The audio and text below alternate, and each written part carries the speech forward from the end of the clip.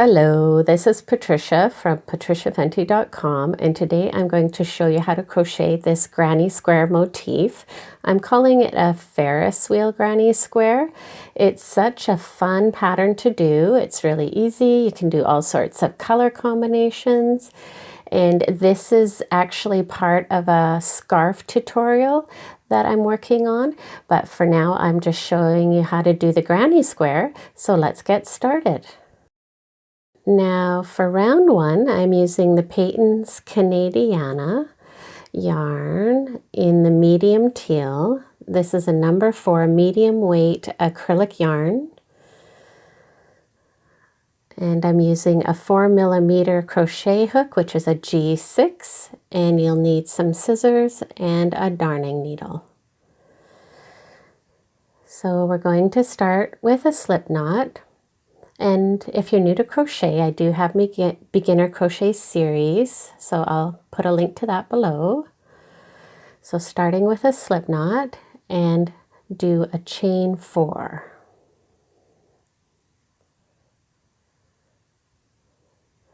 Then you'll make a ring by doing a slip stitch into the top post of your beginning chain 1, just like that. Now you'll do a chain 3.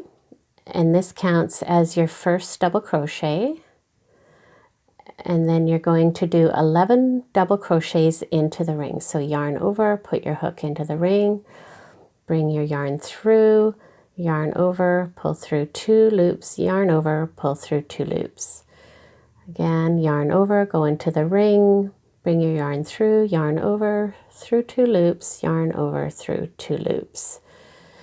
So go ahead and do 11 of those in total, and there'll be a total of 12 double crochets including your first chain 3. So I'll see you on the other side. All right, so I've just finished my 11th double crochet, and then I'm joining into that beginning chain 3. So I have a total of 12 double crochets all the way around. So you join into the 3rd stitch of your beginning chain 3 and going under both posts, and join this round with a slip stitch. Oops, I lost my ply there. And then do a chain 1 to fasten off. And there you go. That's round 1.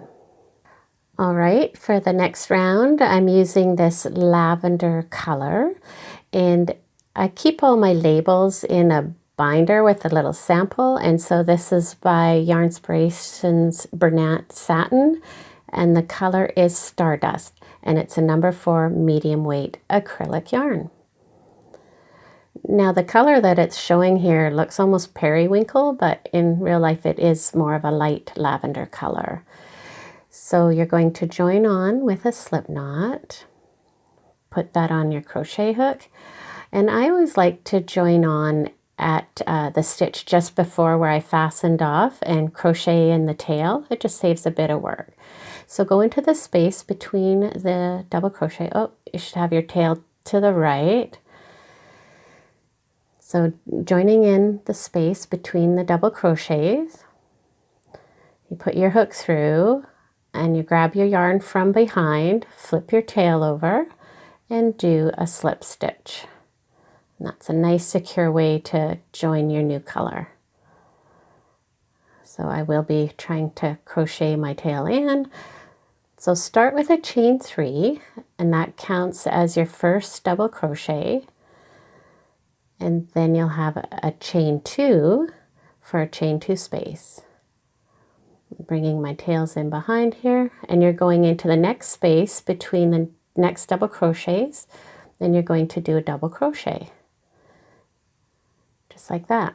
And then chain 2, and going into the next space between the next double crochet, do a double crochet and a chain 2. So you're going to do that all the way around, and you can crochet in your tails as you go. So a double crochet in between each space with a chain 2 in between. So I'll see you on the other side. Here we are. So you should have 12 double crochets, including your first, your beginning chain 3. So I've done my last chain 2, and you're going to join into that third chain of the beginning chain 5 with a slip stitch to join this round. And going under both posts, and bring your yarn through with a slip stitch and chain 1 to fasten off. Now, when I crochet in my tails, I crochet them in part of the way, and then I darn in back in the other direction. And I like to do this as I go along, so I'm going to do that now. Okay, for round 3, I'm back to the Peyton's Canadiana, and this color is Fool's Gold. And for this round, again, you're going to join on with a slip knot, keeping your tail to the right, put your loop on your hook, and I'm going to crochet my tail in. So I'll start in the chain 2 space just before where I fastened off, and as before, just put your hook through the chain 2 space, bring your yarn through, flip your tail over, and do a slip stitch to secure that on. So start with a chain 3, and this counts as your first double crochet. And again, I'm going to bring my tail over and start to crochet it in, and then you'll do 2 more double crochets into that chain 2 space. So there's 1 and 2, and then chain 1, and then you'll do a set of 3 double crochets into the next chain 2 space. And that's 2 and 3, and then chain 1 and do another set of 3 double crochets into the next chain 2 space. And you'll repeat that all the way around, and you'll have a total of 12 sets of 3 double crochet, and I'll see you on the other side. Here we are, and I have my 12 sets of 3 double crochet. I've done the chain 1, and we'll join this round in the 3rd stitch of the beginning chain 3 with a slip stitch, just as before. And then a chain 1 to fasten off. And I'm going to darn in my ends, and I'll see you for the next round. Now for round 4, I'm back to the Yarnspirations Bernat Satin, and this color is Mai Tai. It's a really pretty color. Now we're going to join on again, starting with a slip knot, and put that on the hook. Now this round, it's really tricky to crochet in the tail, so I'm not going to bother. So you can start in any chain 1 space. And we're going to join on a little bit differently. We're going to join on with a single crochet. So start in the same way, put your hook through your chain 1 space, bring the yarn from behind, flip your tail over, and rather than doing a slip stitch, you're going to yarn over and pull your yarn through 2 loops, doing a single crochet. Then chain 4 and do a single crochet into the next chain 1 space, just like that. Then chain 4 and a single crochet into the next chain 1 space. So you're going to do that all the way around, and I'll see you on the other side. All right, so I've come to the end of this round, and I've done my chain 4, and you're going to join on into the first single crochet going into that first V-stitch after your knot, going under both posts, and you'll join on with a slip stitch, and then a chain 1 to fasten off. And then you can darn in your ends if you like. I'm going to do that. Now for the last round, I'm using this yarn here, and this is a different brand. This is by Cascades. This is Anthem, and the color is number 44. No fun name, just color number 44. So using this for the last round, so you're going to join on as before using a slip knot and joining on into any chain 4 space. You'll join on as before with your slip stitch. So bring your yarn from behind, slip over, and do a slip stitch. Now you'll do a chain 3, and this counts as your first double crochet, and you'll do 2 more double crochets into that chain 4 space. And then chain 1 and do another set of 3 double crochets into the next chain 4 space.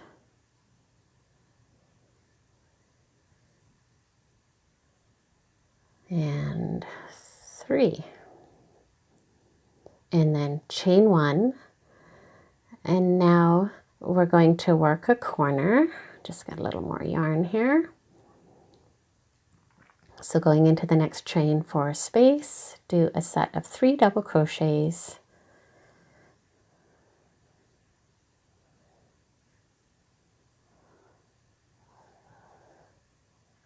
And then chain 2, and then another set of 3 double crochets into that same chain 4 space. And you'll work every corner the same way.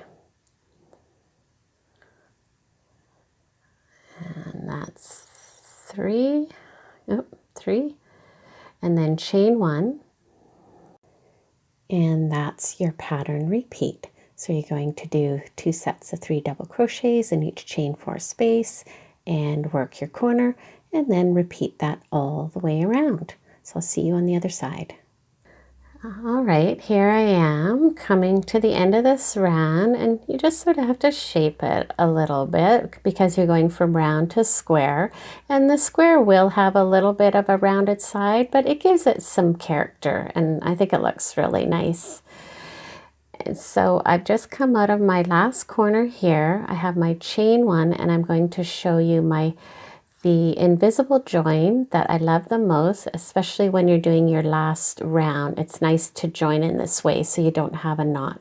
So cut your yarn. I have my chain 1. I'm just going to pull the yarn out of that last stitch, loosen that up a little bit. You don't want it to be too tight.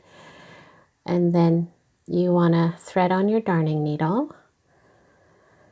And then you're joining this round by going into the 3rd chain of your beginning chain 3 and coming in from behind, going underneath both posts of that beginning chain 3.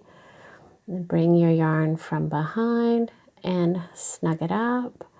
And what you're doing is you're mimicking the stitches from the top. So then you have your chain 1 there. You're going to go back down into that chain 1, into that last stitch right through the middle, and bring your yarn in from behind, just like that.